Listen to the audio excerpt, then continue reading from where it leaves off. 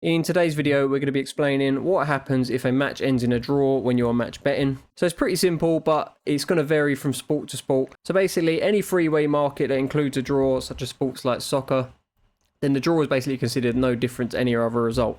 So if you was to back Real Madrid in this match here, Real Madrid versus Cadiz, and it ended in a draw, then simply put, whatever your stake was on Real Madrid, you would lose. So if you backed them for $100, you'd lose your $100.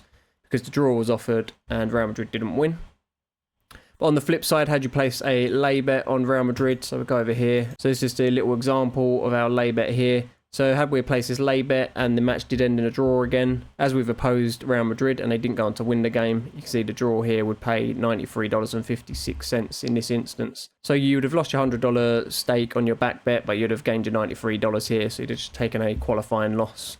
But that may have been to free up a free bet. So where it gets a little bit different is on two-way markets that don't include a draw option. So most of the time, if the sport in question includes overtime, the bookies will just settle the result after overtime. So that's fairly simple. But for sports that don't include overtime, such as AFL, then most bookies are going to settle it as a half win, half loss. So I'll explain how that goes now. Obviously, a draw doesn't happen too often in AFL, but it does happen a couple of times a season usually. So we had one last Thursday here, so it's Essendon Bombers versus Collingwood. So you can see the game ended 85-all in the end, so it was a good game.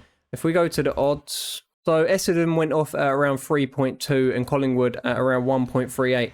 So in this instance, had you placed a $100 bet on Essendon at 3.2, what's going to happen is you're going to lose half your stake, so it'd be minus $50 there, but then you're going to have $50 winning at the odds of 3.2. So that'd be $110 profit minus the other $50. So in that case, your net total would be $60 profit. And had your bet been on Collingwood and you placed a $100 bet on Collingwood, so the same process is going to apply. So $50 of your stake will be lost, and then $50 will go on to win at 1.38. So that will be a total profit of $19 minus your $50. So you'd be minus $31 in that case. And for any lay bets you placed at Betfair, exactly the same rules are going to apply. So in most cases, you're just going to be at a break-even situation, depending on what odds you've got on it. And the only bookie that really does it differently is actually Bet365.